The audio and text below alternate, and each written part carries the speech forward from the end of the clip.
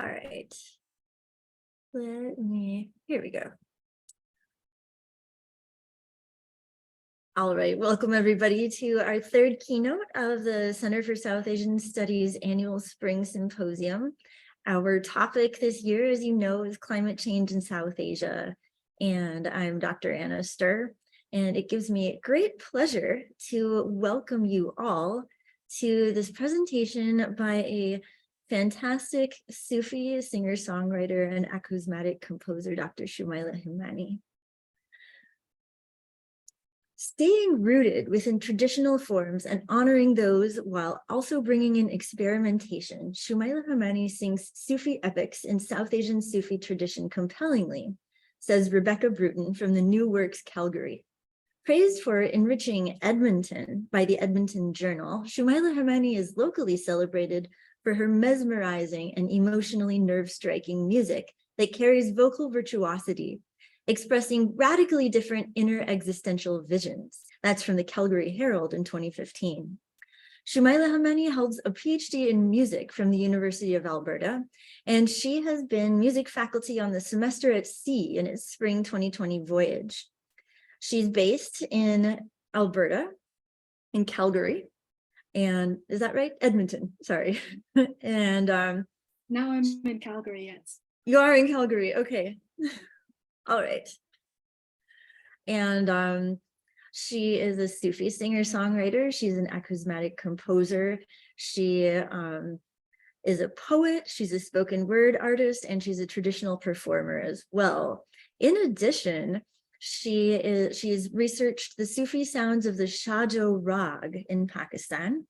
And she was mentored by Dr. Regula Burkhart Qureshi, someone who is kind of a grande dame of those of us in ethnomusicology who study South Asia. Her research, her academic work, is situated at the intersection of religion, governance, and social justice at the Muslim shrines in Sindh, Pakistan. She has presented her research at many different conferences, and this research has also won many different kinds of prizes. Her research monograph on Sufi performers in South Asia is going to be published in the Routledge series on Islam and human rights. She has recently received second prize at the Listening During COVID contest for her compositions, and that was a contest run by the Canadian Association of Sonic Ecology. And the pioneering Canadian soundscape composer Hildegard Vesterkamp applauded her for beautifully taking the listeners to an immersive world of different music, chanting, and drones. So I am very excited for what Shumaila has on offer for us today, and I would like to invite her to start sharing her screen and begin her presentation. Please join me in giving Shumaila a very, very warm welcome.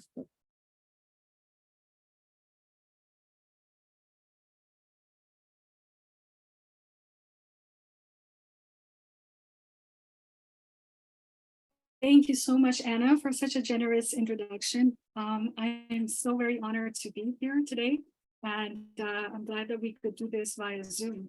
I have a slight tweak to my title. Instead of "and," I've inserted "advocating," so sound arts advocating climate justice in the wake of catastrophic floods and human displacement. I hope you can all hear me well, and without further ado, I will begin. What does it mean to dwell, and what impact does it have on you to see your dwelling destroyed? Professor Amitav Ghosh's talk on Tuesday effectively pointed out the impact of colonialism and genocide on the Bandanese, destroying their dwelling within the nutmeg orchids in Indonesia. I would like to begin by acknowledging that I'm giving this presentation from the Mokenstasis territory located in Turtle Island, which is known by its colonial name as Calgary in Canada. This is the ancestral territory of the Treaty 7 First Nations, including the Piikani First Nations, the Siksika First Nations, the Kainai First Nations, the Stoney Dakota First Nations, and the Tsuut'ina First Nations. I acknowledge this as an ancestral territory of the Siksikaitsitapi, the Blackfoot Confederacy, and the home of Métis Region Number 3. Let's hear the elders of the First Nations describe their land. Speaking people. The prairie region was dominated by the prairie grizzly bear. The prairie grizzly bear said, you have to make treaty with everything in this prairie land. The animals, the birds, the fish, the water, the hills, the rocks. They all live in beings. He said, I will move to the southern region. And so they became South, the people of the plains, of the open country. We were part of the ecosystem. We were not masters of it. The buffalo and the moose and the elk and the antelope and the deer and the grass and the trees were more than us. We were raised to believe that everything has a spirit and that everything around us is alive and has a purpose. We praise Creator, giver of life. We give thanks to Mother Earth. You know, after we grow up from our biological mothers, the earth becomes our caregiver. Everything that we need is there. And we're supposed to honor the Creator with all our life. And we're supposed to look after the gift of the land that He gave us to live on. For us, the land tells us the story. I mean, it's just story after story. Oh, this happened here, this happened here, this happened over here. Just the story is not be the old man standing with his bow and his elbows on this side. That was how our warriors pictured the landscape. All the tributaries run into the bow. It's the mother of all water that flows through. When people came there, they asked, what's the name of this river? They said, we cut our bow from the choke cherry trees. They're strong and powerful. We named this river the bow, Namkhta. In its literal meaning, dwelling is defined as a place of residence, a habitation, or a house. But dwelling is not only a physical space or a building. And as the elders pointed out in this video, it represents a spiritual relationship to the land, its history, and its ecosystem, such that we need to make treaties with all the living beings on this land and take care of the land at levels. The land becomes the mother and our caretaker. In May last year, when the glaciers in the north of Pakistan began gushing forth, destroying bridges, people who were witnessing the sight felt that an apocalypse was in waiting on their land. They verbalized it as a doomsday scenario. What unfolded in the next few months was an unprecedented level of flooding that drowned a third of Pakistan, which is the 33rd largest country in the world by area and the second largest in South Asia, spanning 881,913 square kilometers.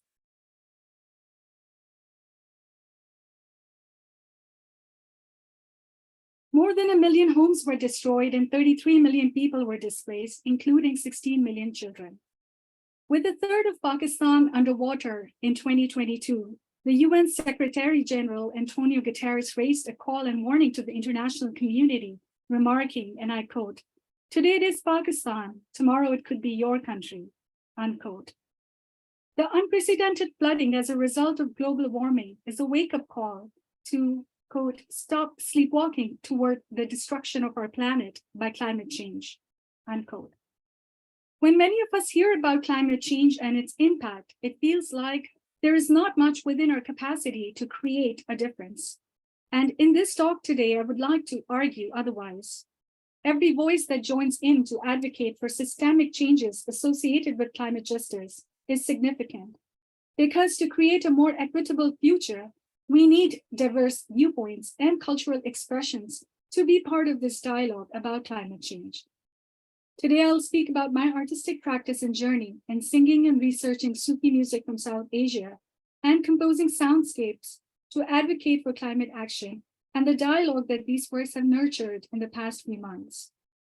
I would like to propose the value of arts, including poetry, music, and the practice of deep listening, inspired by cultural heritage and traditions, and listening to the environment around us to be an anchor for the dialogue that art can generate regarding climate justice.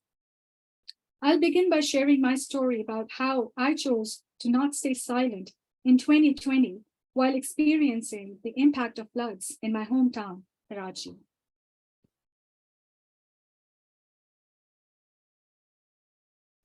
My principal academic dwelling has been ethnomusicology and studying music in its cultural context.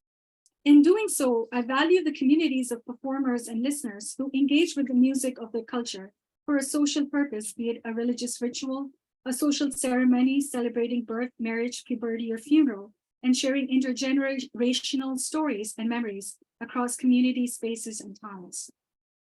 In 2019, I received my doctorate in music from the University of Alberta in Canada.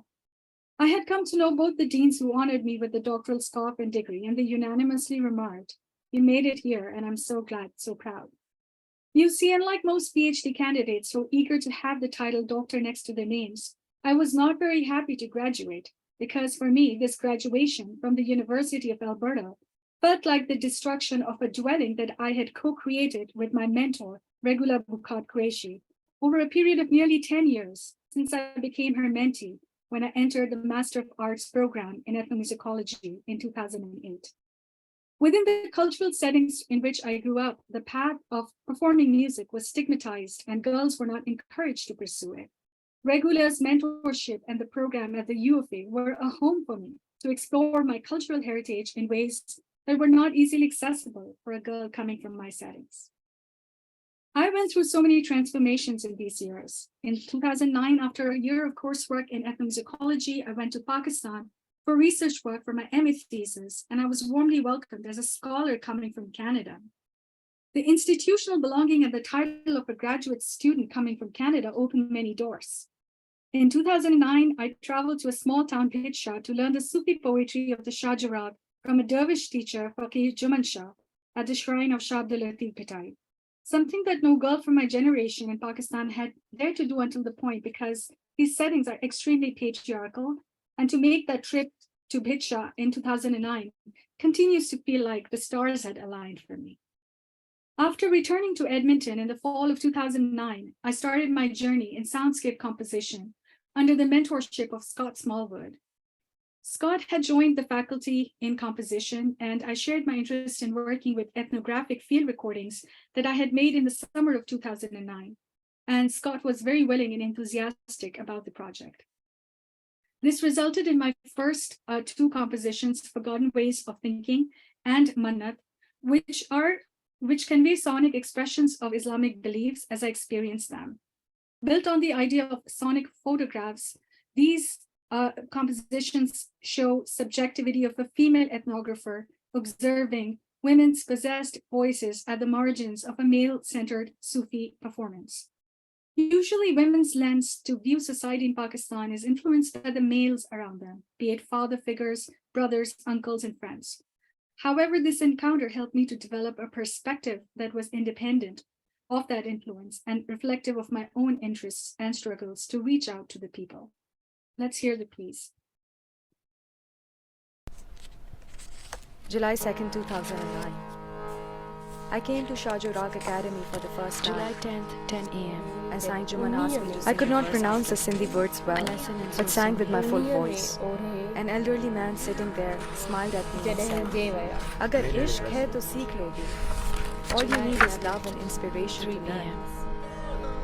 Saint Juman, my teacher, said to me on the first day, "From today you are my disciple and I am your guru teacher. And from today, your previous life was for yourself. From now, your life is complete. And from today, after learning this rag, you have entered a new world. Today is your first day in this world. After you learn this, who knows what kind of colors you will see, what kind of visions and divine messages will be given to you. I'm telling you in advance that you are very fortunate." Later on, when I showed progress, he would say, "Aaj ek aur hijab utha." That is, today another veil was uplifted. In Sufi theosophy, God is hidden from human, because human nafs is like a tarnished mirror. According to Saint Juman, Shajurag is inside every human being, and the work of the Ustad teacher was to unveil it for the disciple. It is these references to love, veiling, and familiarizing the student with his ultimate spiritual guide, Pedai, that I realized that not only is the content of Latif's poetry alluding to Sufi concepts like God's Vedaniyat, but also the way in this music is transmitted is closely embedded in Sufism.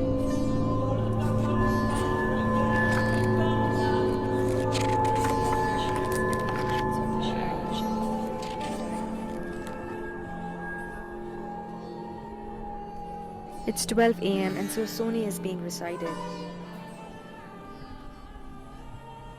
Sursoni is about the love between Soni and Mahiwal. Soni was the daughter of a potter. One day a tradesman from Bukhara, Izzat Beg, came to her town and seeing her beauty fell in love with her. When Soni's father came to know about the love, she was wedded to a cousin. Even after her marriage, Soni would swim across the river with the help of a pot to meet Izzat Beg, who was now popularly known as Mahiwal or buffalo herder in the town. She would hide her pot when she met with him. One day when her sisters-in-law found out about their love, they put a broken pot instead, and when Soni took this broken pot in the river, she drowned. Soni is those amongst us who can endure any pain to reach out towards what they love. For the Saint Pedai, this love was for Allah.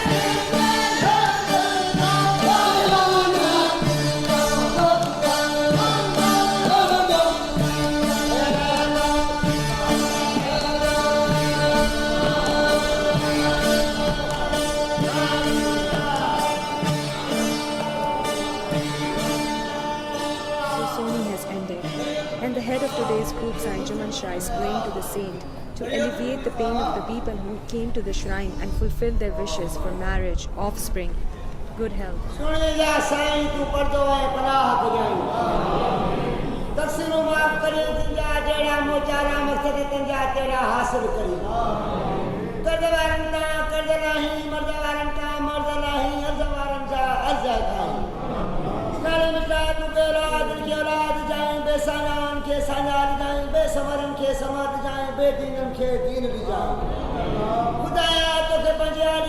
जो सदको मोहम्मद पाक करीम सरदार जे नबूवत जो सदको बरमाम चाहता मासूम अलैहिस्सलातु वस्सलाम जे इज्जत जो सदको हुसैन साबरीन जे शहादत जो सदको मुर्शिद बिट धणी जे फकर तरीक़त जो सदको मुजाहिदी तू रब्बुल जलील मुर्द जलील पंज जलाल जो वास्ता दे मोहम्मद जी आल जो वास्ता The inner room where saints grave the sides is outdoors.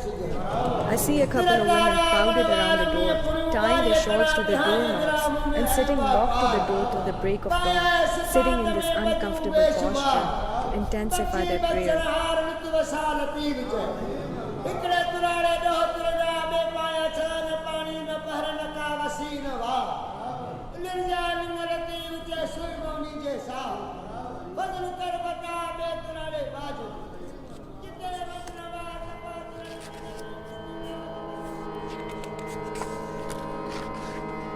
It's past midnight. The crowd has dispersed. The space is quieter, and one can immerse oneself in the sound of Shajurag. The Shajuragis are not tired, and they're sitting in the same position for a couple of hours. Each faqir has a man beside him to massage his back and legs now. At the break of dawn, the last Surmari is sung, but it suddenly stops without the last Vai part. I understand why. There's a call to prayer azan coming from the mosque at the shrine, and when azan is called out, the sound of musical instruments is not appropriate.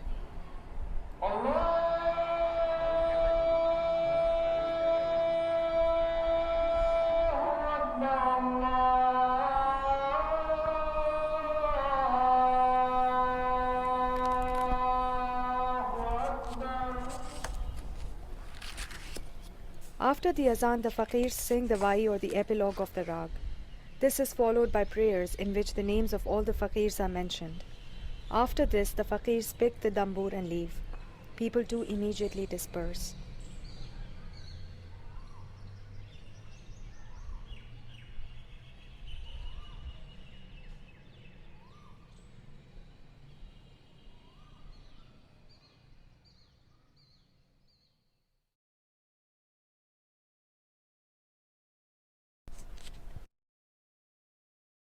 In 2011, after graduating with my MA in ethnomusicology, when I went back to Pakistan, I was invited to speak at the Shah Latif conference. As a result of the success of the conference paper, Ustad Fateh Ali Khan Sahib from the Gwalior Gharana approached me and invited me to learn singing Sufi poetry in the style of Hindustani Khayal and Sindhi Kafi with his brother, Ustad Hamid Ali Khan Sahib, who taught in Karachi. Ustad Hamid Ali Khan Sahib embraced me not only as a disciple, but also as a daughter. And upon sharing this musical style with at the Canadian Center for Ethnomusicology, my mentor regularly remarked that in her 20 plus years of engaging with South Asian musical lineages, she had not heard a woman sing in this way before, because the women are not taught this style. It's only passed down from Ustad to their son. And when I shared these insights with my Ustad in Pakistan, when I went back in 2014, he literally had tears in his eyes, and he said that you're really fortunate because your mentor really understands the culture here. I would like to play a video of my Shagirdi ceremony, which is a ritual when the Ustad formally takes in a student. This took place in 2012, shortly before I started my PhD at the University of Alberta. The ceremony starts with a performance by the Shagird, and I'm just going to place small excerpts from it here. When I started singing, I was asked to pause because there was a thing that I had not followed the etiquette of the performance, which required me to take permission or ijazat from the people with seniority as well as from the general audience. And the Ustad then asks me to go stand up and ask permission from everyone in the audience. And everyone gives their blessings by touching the head, and then the performance starts.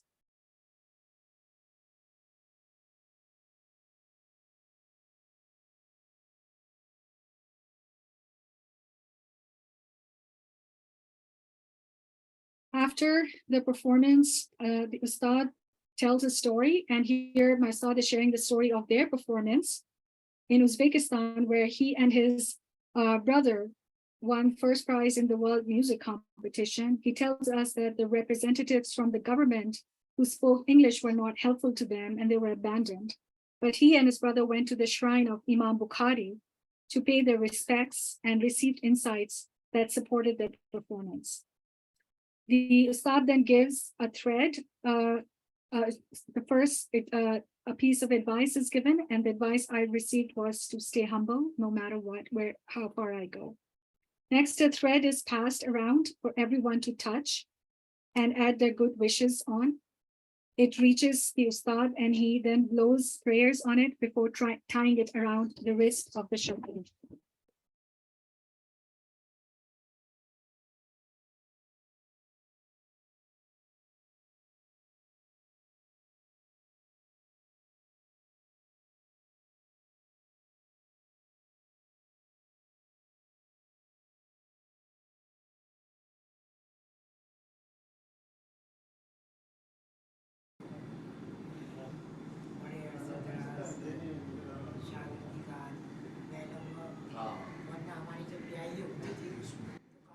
And the last part of the ceremony includes the shagird giving a small monetary offering or nazrana to all those who are present, followed by distribution of sweets. The musical and cultural knowledge that was passed down to me by my teachers inspired my academic and artistic journey. I had met my ustad shortly before I began my PhD at the University of Alberta in 2012. And in late July 2019, a month after my graduation, when I headed to Toronto on July 30th to join the artist residency at Canada's Music Incubator, that 3-hour flight from Edmonton to Toronto was a flashback in time. I had recorded pieces from my album at the Edmonton studio only a day ago. And now in my excitement to go to Toronto for the first time, I was replaying some of the most exciting moments of doing riyaz, or music practice with my ustad at his Baitat music room. Those 3 hours on the flight passed away very, very fast, but upon arrival, I decided to call my ustad and tell him about this new residency. However, when I opened the network and logged on to Facebook, I was shocked to see a post that his family had posted that he had humbly passed away. Inna lillahi wa inna ilaihi raji'un. He was one of the last exponents of the Gwalar Gaiki in Sindh, and he left his students with much love and musical memories. While grieving on the inside, I kept exploring the opportunities that Canada's artistic ecosystem offered me. From performing at FemWave to recording 2 original songs in Toronto, I was doing my best not to dwell in grief and keep moving on. My soundscape practices were inspired by the work of Hildegard Westerkamp as well, whom I had the opportunity to meet in person at the UFA in October 2019. Westerkamp writes, "Listening, in fact, implies a preparedness to meet the unpredictable and unplanned, to welcome the unwelcome. As such, listening is inherently disruptive as it puts a wrench into the habitual flows of time and habitual behavior of daily life."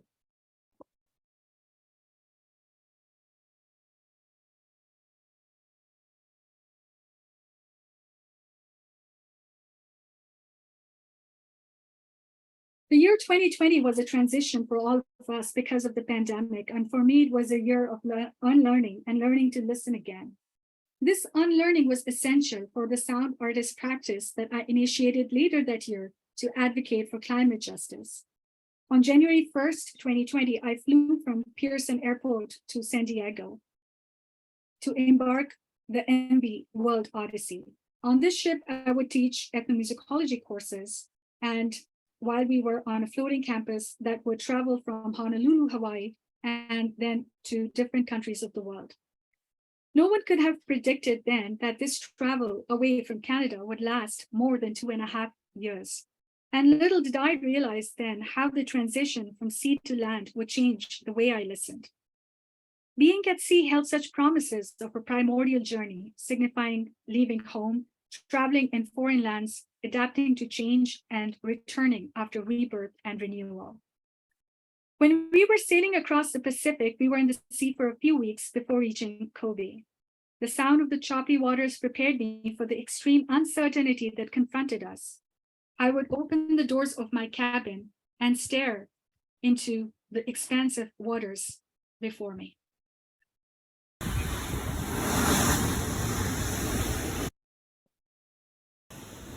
It was in late January 2020 when I heard the word COVID sequence. I was in Kobe having lunch.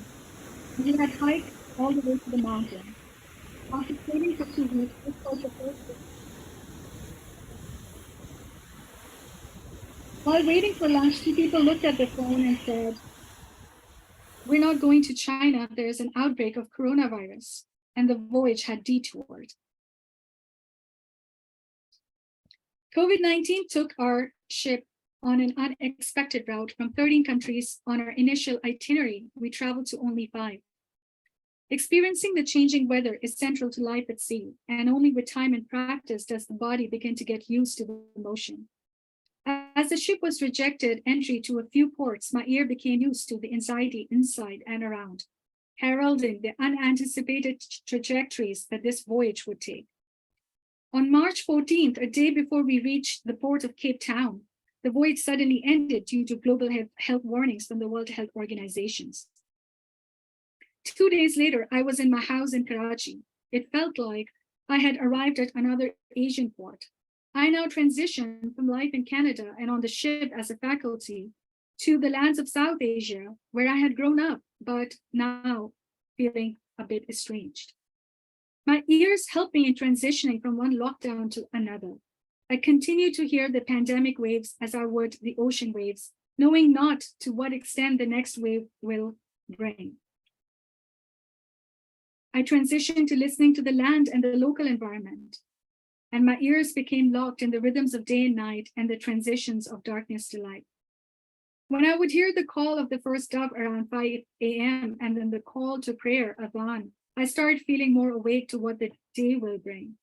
Staying open and intuitively aware of the stillness and surprises that await, I strengthened my will to continue to work remotely and connect with families and friends in Canada.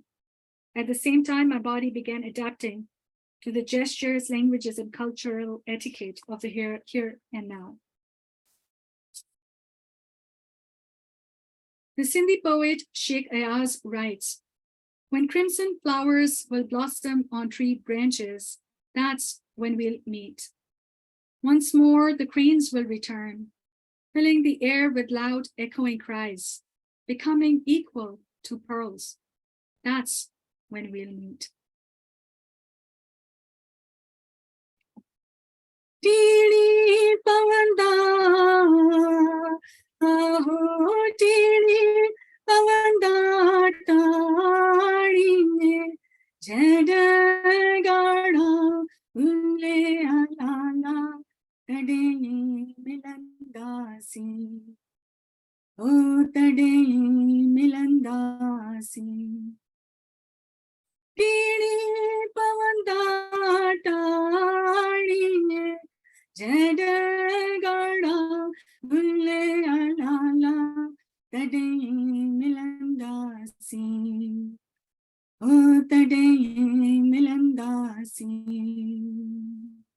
Allahu, Allahu.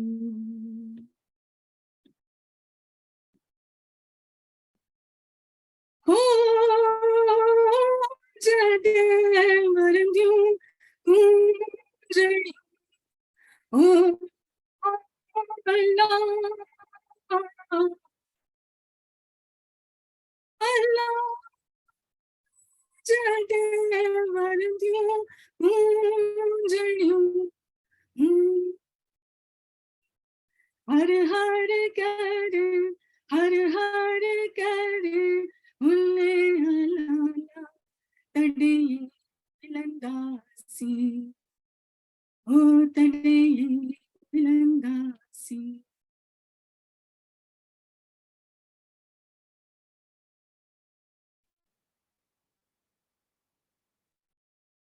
Upon receiving a letter from Canadian Immigration in June 2020 that Canada was no longer processing visas for an indefinite period, and I could not re-enter because of travel restrictions, added a new wave of grief in my life. My turn toward composing for climate justice began while I was grieving. When the monsoon came, I was initially reluctant to go outside in the balcony to enjoy, but I had planned to record the sound of the rainfall to add to the Sufi poetry by Shah Latif that I had recorded in Edmonton. So I pushed myself to go out, and while I was busy recording the sounds, the doors of the balcony shut loudly because of the wind. So I went to open the door, but to my surprise, it was locked, and I knocked on the door as my father was at home that day, but it turned out that he had only recently left. Then I tried my best to stretch my arms inside the window and find a way to turn the knob. But even though my fingers could touch the knob, I could not turn it because I was just a little too far. And after 20 minutes of trying, I gave up and sat outside the locked door, which really didn't make me feel very good. This locked door was feeling like the academic doors had shut on me, the transnational borders had shut on me, and here I was outside the locked door of my own house. It was during these moments that I decided that I will continue to take small steps, just small steps. I wanted to record the sounds of the rainfall, so why not today and why not now? And why only the sounds of the rainfall? Why not the excited singing by the children next door? Why not the crow holding on to the branch of the tree as it was being swayed by the wind? And why not the kite that was struck in a branch? And why not the broken tire on the ground on which the rain was pouring, creating a dripping sound of its own? Suddenly, I began to listen in a way that everything around me, either animate or inanimate, was speaking with a sound of its own and wanting to express its grief. And I captured them on audio and video. Hours later, once the door was opened and the power came back, I was receiving videos about rainfall that had gone viral. This was not a typical rainfall, as homes had flooded and vehicles were drowning. In the next few days, as I became more in tune to the world around me, I started watching the news for the first time in 3 years and learned that thousands of families had been displaced as a result of this monsoon, and it was the heaviest flooding in the history of my hometown, Karachi. Since I was recording the sounds of the rainfall and mixing it with the poetry, there is a poetry of Shah Latif, and there's a chapter called Sur Sarang, which talks about it, which expresses the bounties of rainfall. And it's probably the only happy verse or sur in Shah Latif's poetry, as Latif's poetry is generally described as expressing pathos. So knowing Latif's poetry, as I'd studied it for my dissertation, I'm feeling a kind of a rupture and dilemma between the sweet feelings of monsoon in his poetry and the havoc that the monsoon had created in the city of Karachi. I felt compelled to express that rupture. This led to the piece Perils of Heavy Rainfall, which is an impressionistic soundscape composition integrating the sounds of the rainfall and the gradual passing of the day in South Asian context. Unlike the upbeat, joyful way that monsoon is set to music in South Asian contexts, Perils of Heavy Rainfall is a quiet piece expressing somberness, and it makes us reconsider that monsoon is not simply joyful and bountiful as prevalent in South Asian literary imagination, but in times of climate change, monsoon brings fear and a new set of challenges for the people.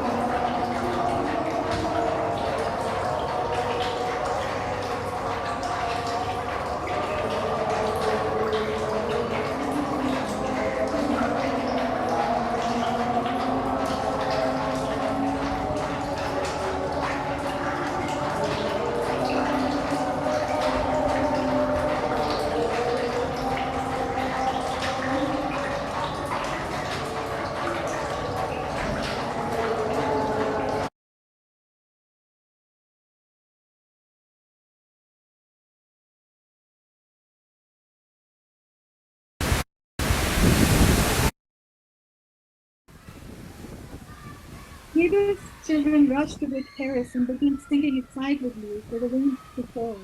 Their song is a nostalgic awakening of how blissful monsoon is. Girna hoga, barish to aaj, girna hoga.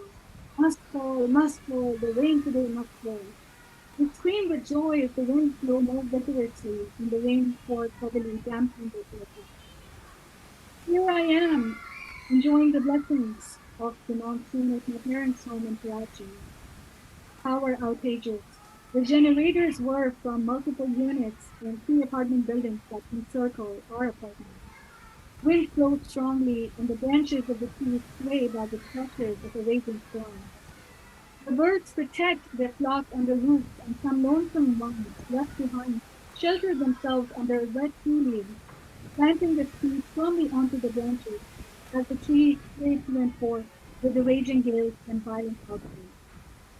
Will rainfall be a blessing in disguise or otherwise? For those surviving on daily earnings, rainfall could be both a time of better business as well as pleasure. An ice cream man cycles is like playing the popular waltz ice cream tune that brings back memories of my childhood. I can hear it when the rain stops momentarily in between each bolt of lightning. But the tune is soon drowned out by the sound of a heavy downpour. How will we reach home today? We are in the summer lockdown of 2020, yet as the number of afflicted is rising internationally, there is another catastrophe embroiling locally. Within a few hours, a new reality emerges from my room's window. Heavy currents of water flood the streets, making it impossible for the vehicles to move. When we owned a car, our mother would rush to the garage to move the car lest it drown in the flood. But now, with half my family in Canada, rain might not be as problematic. But there is havoc today for all who are coming back home from work. 2 women fall off a 3-wheeled rickshaw as it overturns sideways due to strong currents. Vehicles turn upside down as the current resists movement. Several cars drown in the rain.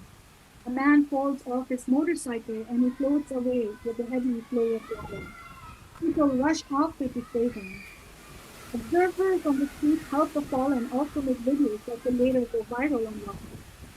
The news tell us that a striking tale of a man putting himself at risk to save a drowning dog. I'm transported to memories of the monsoon when I was 5. My brother and I were playing in the early morning rain outside our grandparents' house. The rain had stopped and all the kids had gone back inside their homes. The lane was empty but wholly flooded. I stepped into the puddle to get my feet wet as I loved the rainwater, but alas, I slipped. And in the next moment I found myself inside a manhole, with my head barely above the water, holding tightly to the edges, afraid I would fall in at any moment.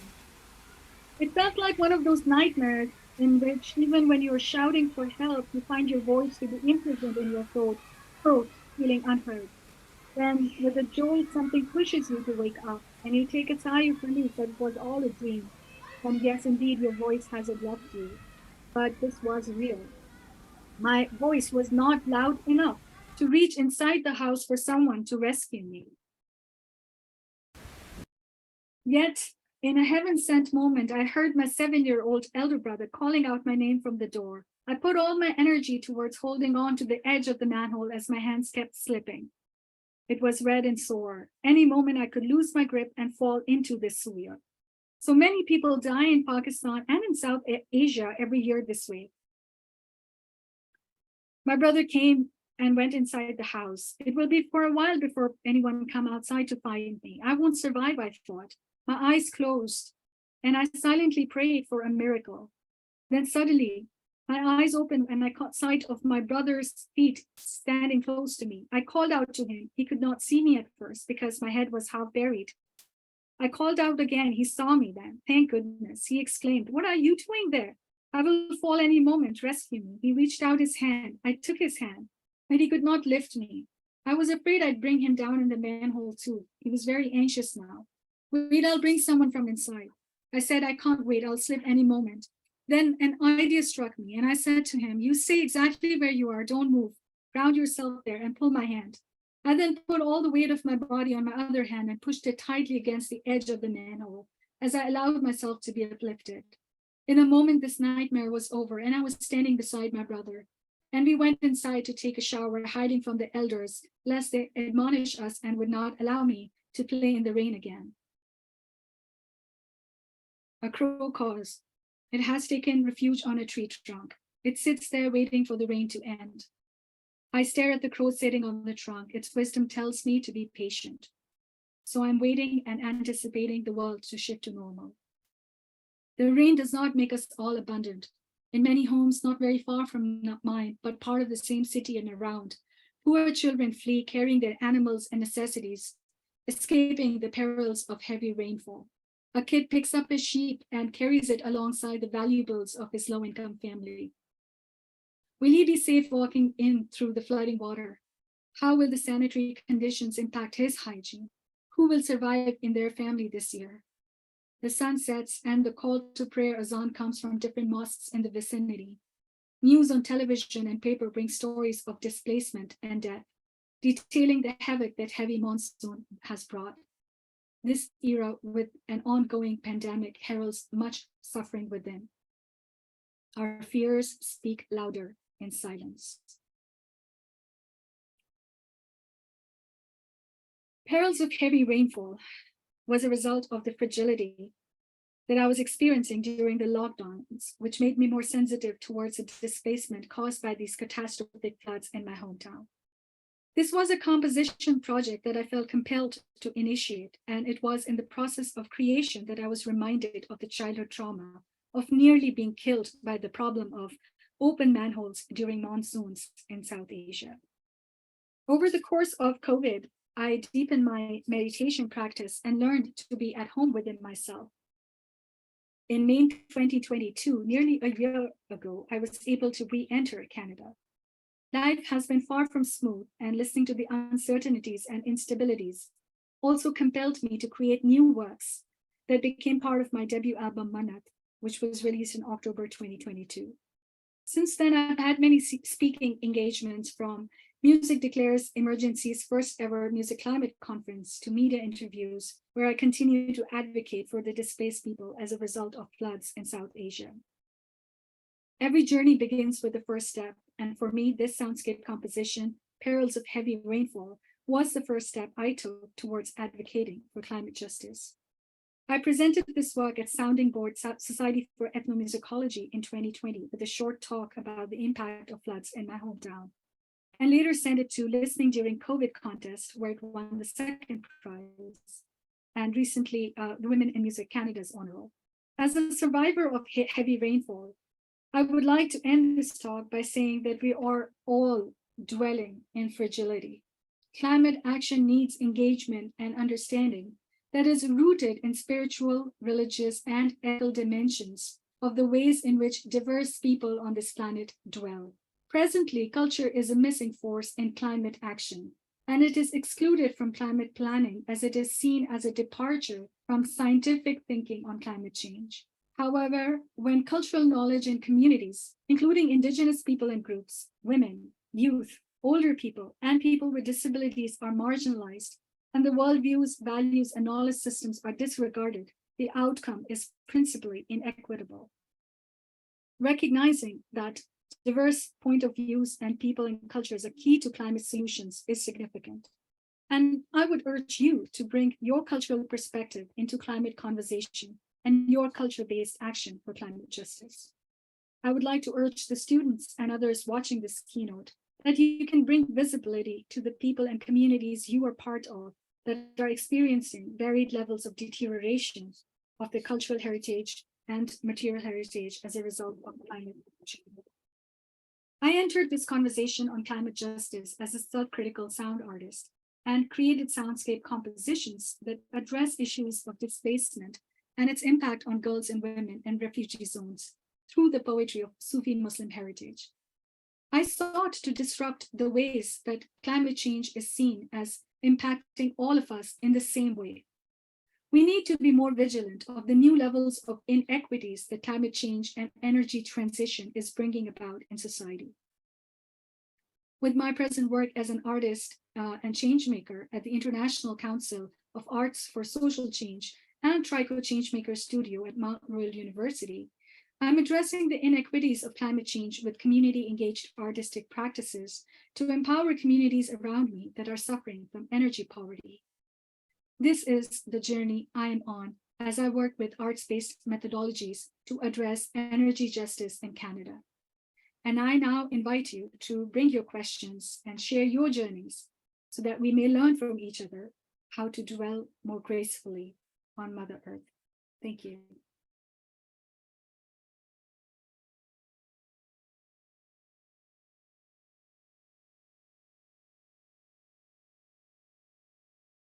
Shumaila, thank you so much. For everyone who is watching, there's a Q&A box. So I encourage you to write your questions into the Q&A box, and you are also able to ask them live if you would like. We do have one question already written in the Q&A box, so I will read it out for you. This is from Tim Hoffman.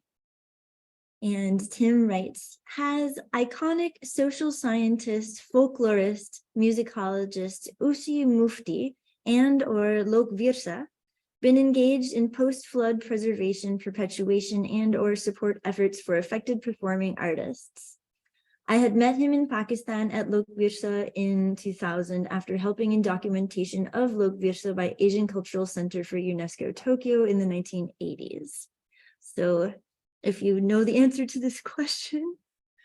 Thank you, Tim, for raising the question. I did meet with Aksi Mufti in 2009 when I was doing my interviews for my MA thesis.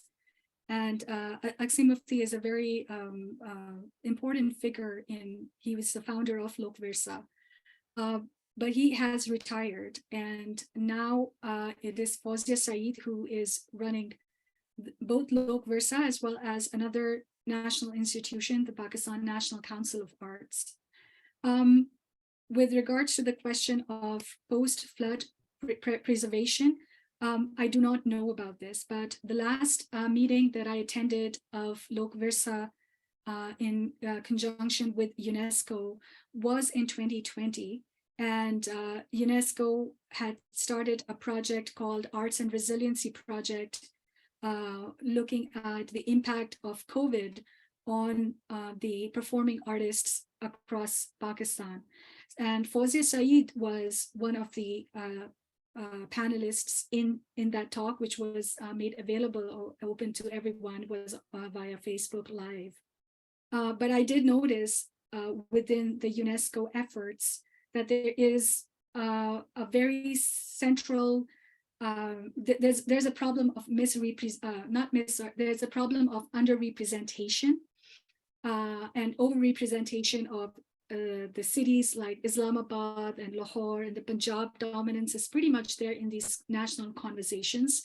And representatives from Sindh and Balochistan are almost absent. And that was the case in this particular meeting. And as we have found out about the floods in 2020 and 2010, as well as 2022, Sindh and Balochistan are the two provinces that have been more severely impacted by the floods than any other. So there is a very significant need for people from these provinces to be involved and integrated in UNESCO's efforts for cultural preservation post-flood and post-COVID. I hope that answers some part of your question. Tim, if you have a follow-up here, feel free to write in the chat. And if you want to keep talking, we can also promote you to panelists if you'd like to come on here. So just put that in the chat, please, and let us know what you would like to do. While everyone else might be thinking of their questions, I have a question for you, Shumaila. And my question is, it was so interesting to hear you talk about how you learned to listen differently through different events in which you kind of came up against challenges in your life and recognized the scope of things beyond yourself in different ways. So How do you think that your compositions might encourage others to listen differently? And what is your hope for that? Yeah, thank you very much for that question, Anna. I found that after my doctorate and really, looking at and kind of having to continue or wanting to continue all the cultural wisdom that I gained from Regula and my ustads, there were many challenges. There continue to be challenges to sustain and to share that work. And I had to depart a bit from, very rational ways of looking at and dealing with life, and more deal with the spiritual connections that we have. Listen more to my intuition, listen more to my heart, listen more to my gut. And I find that that is a very important skill. Listening, I would just call that kind of listening, deep listening and there are practices that are associated with that, introduced by Pauline Oliveros as well as Hildegard Westerkamp. And I find that these ways of listening that are inspired by Asian mysticism as well and Zen practice, it is a kind of skill that is much needed and would be needed for the next generation as they deal with the uncertainties. While I was on MB World Odyssey, I think that was a huge example, because every day we were going to another port, and the impact that that sort of an uncertainty had on undergraduate students and also faculty was immense, because it's hard for the brain to deal with so much instability and uncertainty. And I found that I had additional challenges as a result of my Pakistani passport. But this skill for deep listening helped me in making very prompt decisions for myself and for the way the course would pan out. And I realized that these are some skills that would be that should be taught to the students, because the world that we are living in is increasingly going to become unpredictable and uncertain, and it has already, so that uncertainty impacts our mental health at many levels as well. So we need this listening practice to engage better with the world around us, as well as to respond and not become kind of victims of this, of the immense change, to be able to respond to it and to work for a better future. I think we need deep listening skills. Yeah.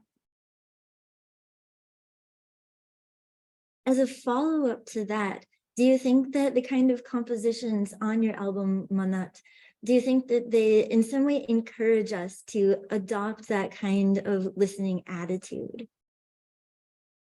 I would definitely think, in my own perspective, I would say that the soundscape composition and Perils of Heavy Rainfall, followed by the other works that I've done, created let's say a space or an ability to deal with the difficulties and challenges around, like to deal with the level of suffering that is there in the world, to deal with the level of pain that is increasing because of climate change. Artistic methods are a very powerful way to deal with it in our own lives, as well as to respond to it. So I would definitely think that, because compositions on in my has recordings of news reports, for example, something that many of us stopped listening to the news because it was so negative. But through the arts-based methodology, I found a way to confront what the news was giving me, So that was one of the ways. And I think that soundscape composition is a very powerful tool in dealing with the sounds and the noise around us. It also has voices of the people who, for example, the voice of a mother who lost her 3-year-old daughter in the refugee camp. And that's another aspect of climate change, that the way it impacts the women and girls is disproportionately larger, and it needs to be brought forward. We need safer spaces for women, and this is one of the things that I have advocated through my album, through soundscape composition called Displacement and A Trial by Fire. So it's a response through stories of cultural heritage to deal with the problems that are very much on the ground at the moment. Thank you. I have more questions to ask, but I do really want to give other people the chance to ask some questions. So please do type your questions in the question box.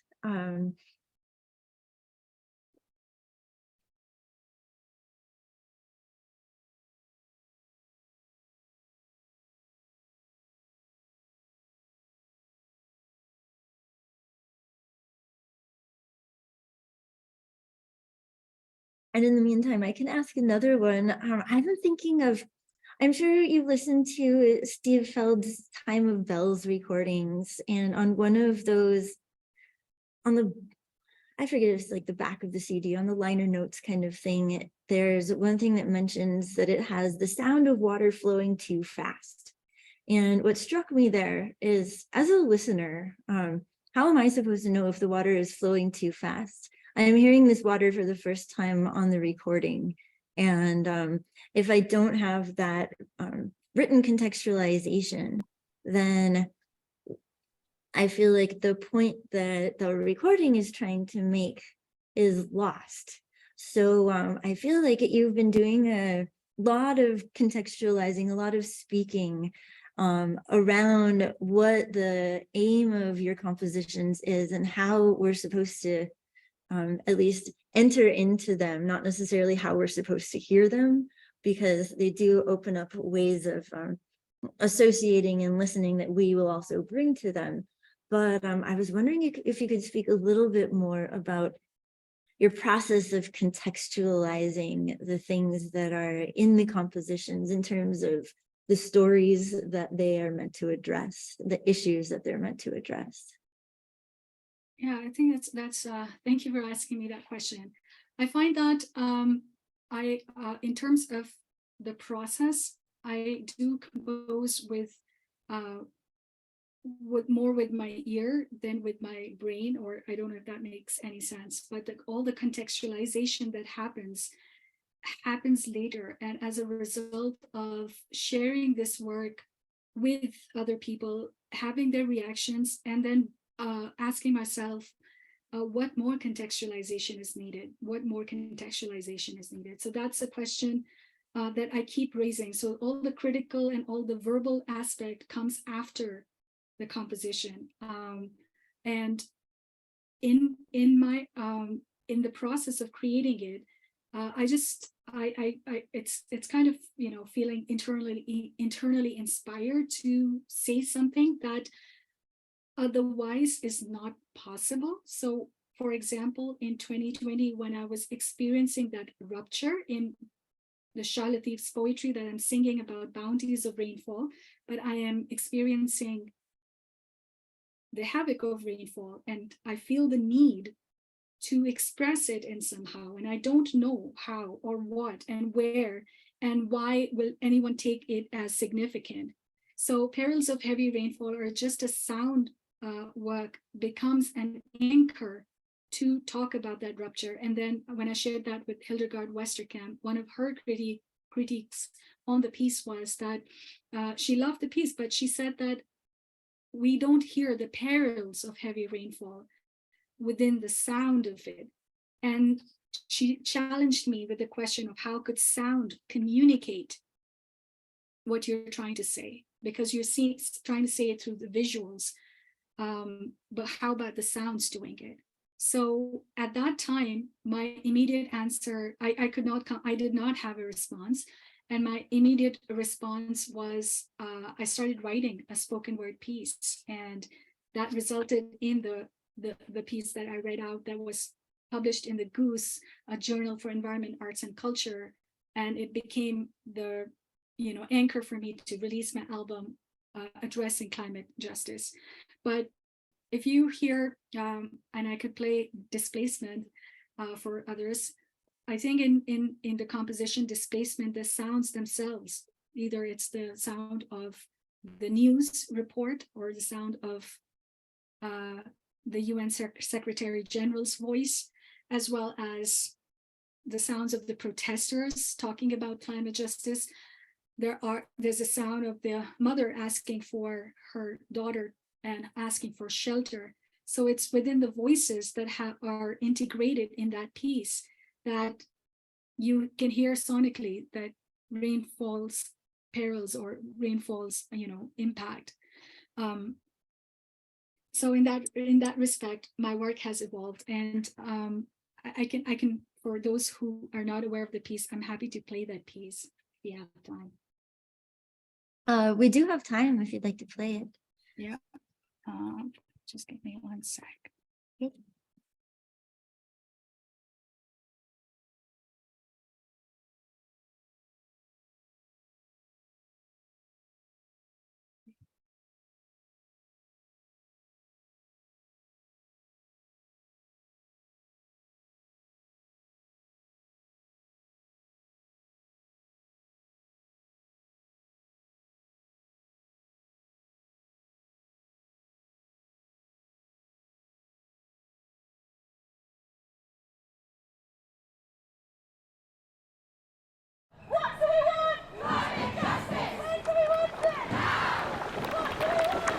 Pakistani people are facing a monsoon on steroids. A third of Pakistan is underwater. Epochal levels of rain and flooding. Epochal levels of People rain are suffering from malaria, waterborne illnesses, serious infections that started as small Climate wounds. catastrophe has killed more than 1,000 people, with many more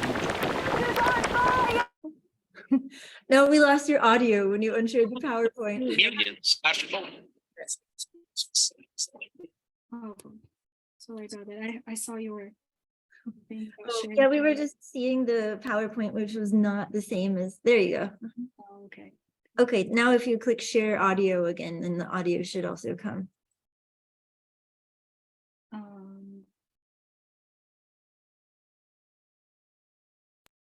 Yeah, share sound is here.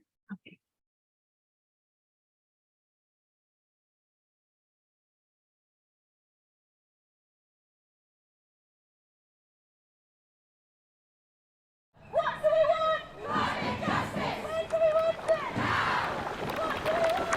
The Pakistani people are facing a monsoon on steroids. A third of Pakistan is underwater. Epochal levels of rain and flooding. A third Epochal of levels of People rain are and suffering flooding. from malaria, waterborne illnesses, serious infections that started as small Climate wounds. catastrophe has killed more than 1,000 people, with many more injured.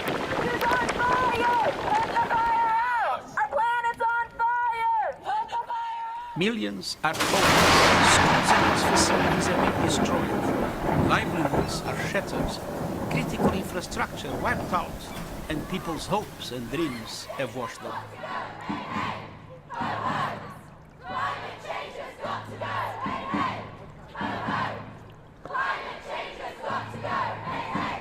The world's global climate crisis hotspots.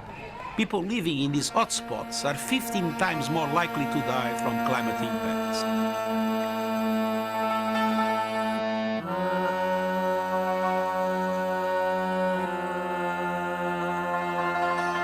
Aid agencies have warned children living out in the open are at greater risk of kidnapping, trafficking, and sexual abuse.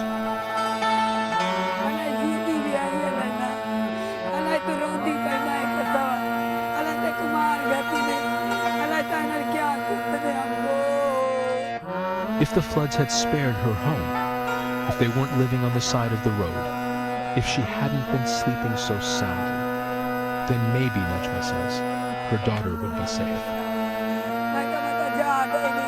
The 3-year-old has been missing for more than a week. She disappeared in the middle of the night.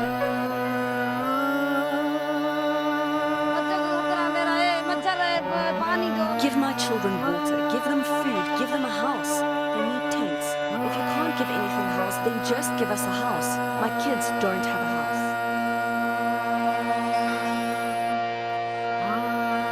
Left with only memories of home, children cope with the loss and trauma as best they can. Left with only memories of home, children cope with the loss and trauma as best they can. Left with only memories of home, children cope with the loss and trauma as best they can.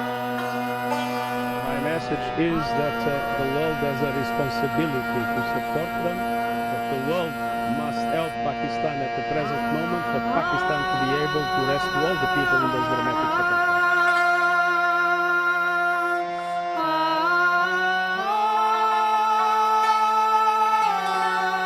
Let us all step up in solidarity and support to the people of Pakistan in their hour of need. Let's stop sleepwalking towards the destruction of our planet by climate change. Today, it is Pakistan. Tomorrow, it could be your country.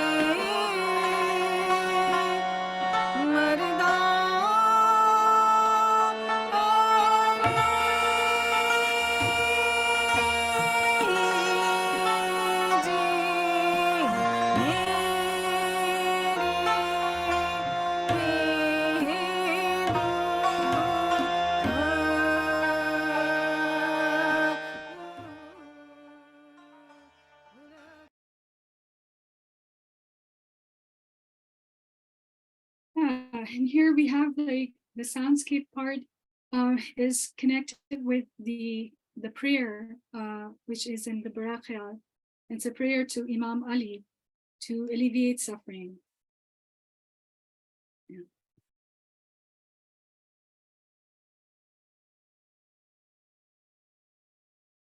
Is the prayer, is the rag of the prayer, is that fixed? Mm-hmm. Yeah, it's in Rag Bero. Okay. Yeah, this was a khayal, a barakhayal that my Ustad Hemani Khan Sahib, he taught, and that became part of this piece as a dedication to the victims of the climate disaster.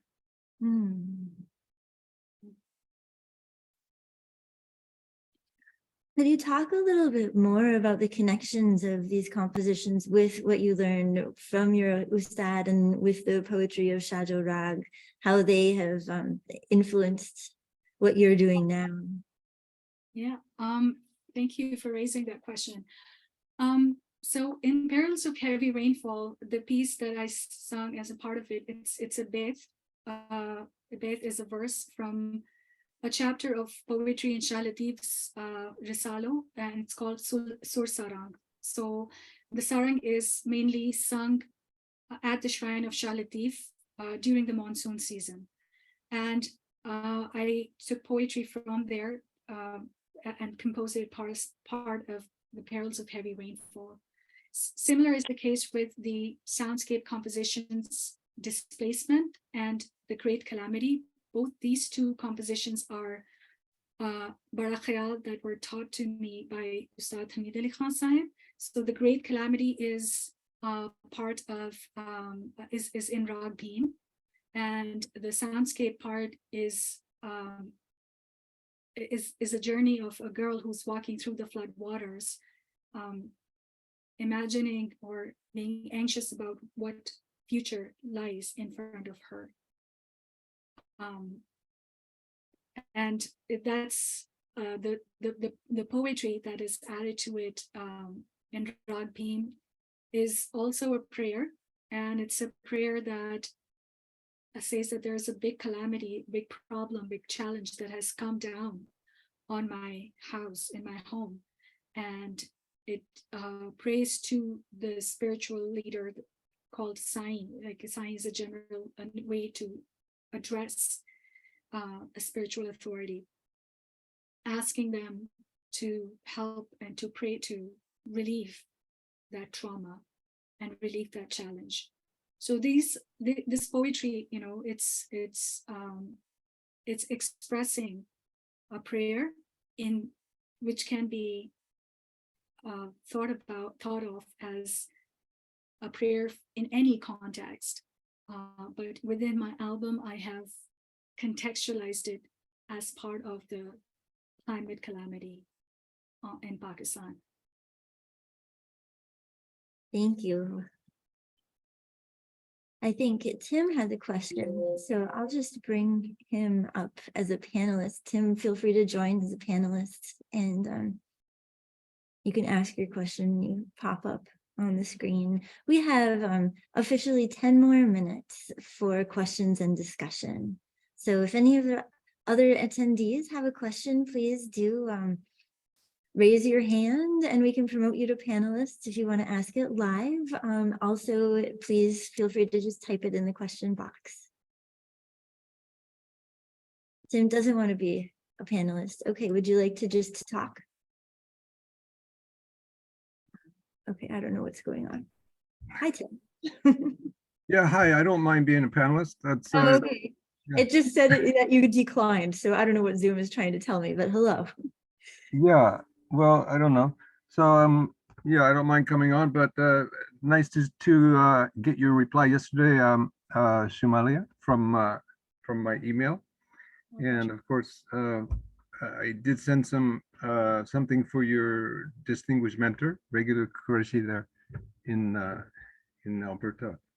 So yeah, a lot of things I can relate to there.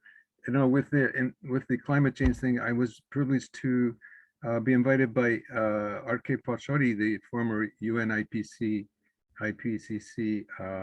chairperson, to do some programs there at Teri in Delhi. And then over in Pakistan, I think I might have mentioned to you on my email, I don't know, but PNCA, when they sponsored my concert there in 2000, and at that time, it was in fact Kishwar Naheed who was the head of PNCA. Who is the head of that now? Fawzia Saeed, I think. I'm sorry, once again? Fawzia? Ah, Purtsia? Okay, so yeah, so of course, you know, I studied in Lucknow, which is a half the only city in the world, I believe, that's half Muslim and half Hindu. And I was studying Hindustani classical music, and we had bandishes in, you know, mostly from the sort of Hindu tradition side, and then a few from the Muslim side. And there were some gurus who didn't want to teach one or the other. And that was kind of a conflict, but I was privileged as an American citizen to be able to cross the border. So I had the honor to carry things like cassettes or books or whatever from the Sangeet Natak Academy people there over to Pakistan and vice versa. So a little bit of a courier service there I was running while I was doing my own studies. So in this, so of course, as Kishwar Naheed is probably the most famous feminist poet from Pakistan. So do you have any contact with her in your composition work? I did meet Kishwar I met her at Habib University a couple of years ago. It was very, it was for a brief, we had a brief encounter. But when I was doing my work for my MA thesis in 2009, at that time, Naeem Tahir was the head of the PNCA. And in my research work that culminated in my MA thesis, I have gone in depth about the evolution of PNCA and its work to promote performing arts in Pakistan, as well as some of the censorship and restrictions that it encountered during General Zia's regime and how it recovered from that after 9/11 So Naeem Tahir was one of the founding figures there, and PNCA was basically created by Bhutto, and upon the advice of Faiz Ahmad Faiz, who was in the cultural sector at that time as well. And it's very interesting how that institution has evolved over the years.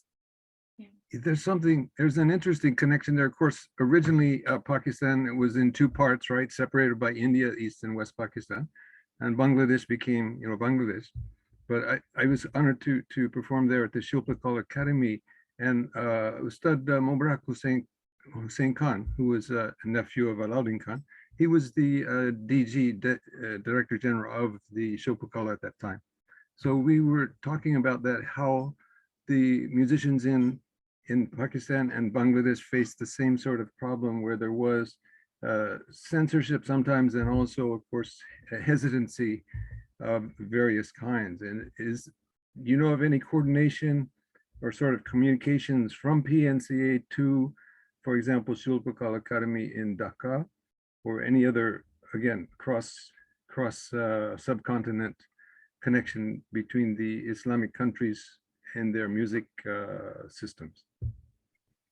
Yeah, I think I did address that in my thesis, that both Lahore Arts Council as well as Bulbul Academy in Dhaka, they were in very close connection back in the 1960s. And whereas I'm kind of surprised to hear that Dhaka was experiencing censorship, because usually from what I have learned from many exponents of performing arts, who are like the top exponents of performing arts, including Nahid Siddiqui as a Kathak dancer and others, that when the two countries were one, because of the Bengali influence, it was easier in West Pakistan to promote dancing and promote performing arts on TV and other venues, because according to a governmental study that was done in the 1960s and then was published in 1975 as the Faiz report, they found out that in Bangladesh, and now back then in the East Pakistan, there wasn't as much hesitation and stigma on music and dancing, because from a young age, a Bengali child was learning to sing poetry and sing folk songs and Bengali songs and works of Nazrul Hasan and others from a young age. For them, this was not a problem, but the stigma was there in the West Pakistan.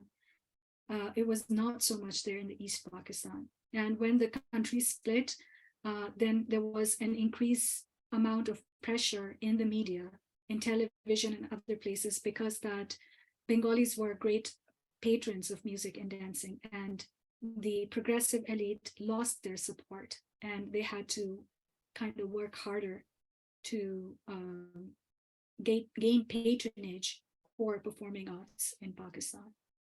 Yes, I know this, and it's got something deeper than politics, of course. And one of those is the Bengalis. They are insuppressible as far as music and poetry goes. They live for that. And that's also connected to their language, because their language is one of the easiest to sing and sort of, and then of course the languages farther west with a lot more of the throat involved. I mean, double consonants, etc. So that factor is there too. And then just something I'm sure you know of, the late great Ustad Badi Ghulam Ali Khan. He made a statement in the newspaper that if there had been even one child in every family studying classical music, there would have been no partition.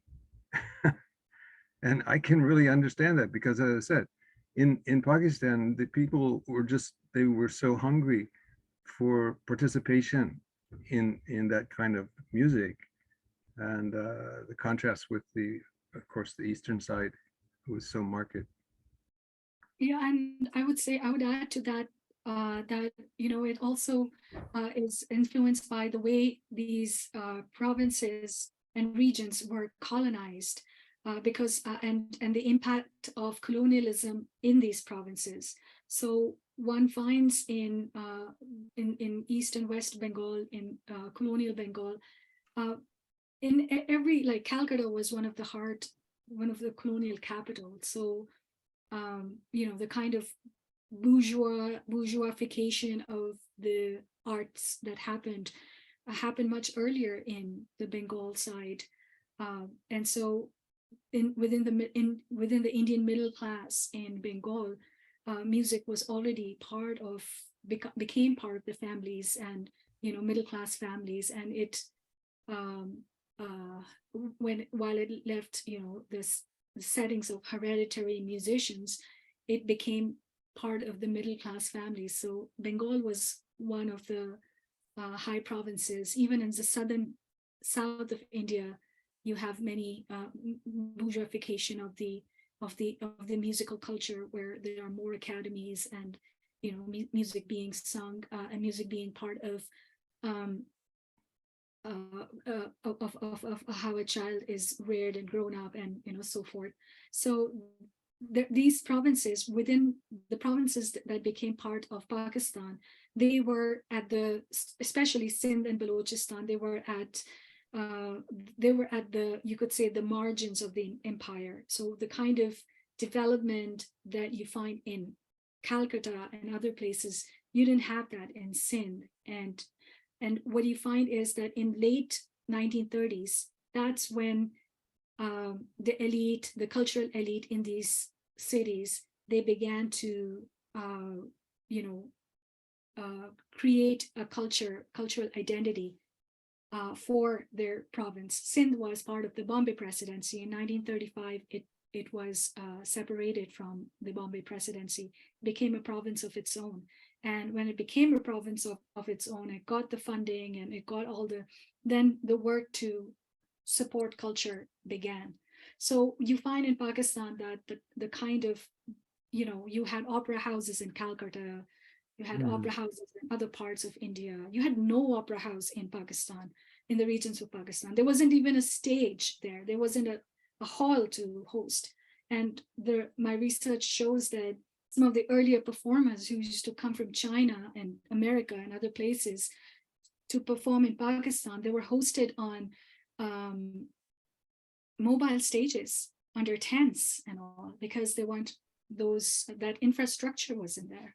So Pakistan, like the country, has come a long way in terms of establishing an infrastructure, and PNC is part of that process of creating institutions to support performing arts. Yeah, very nice. Thank you very much. Thank you, Tim, for your questions and for this great discussion. We are over time.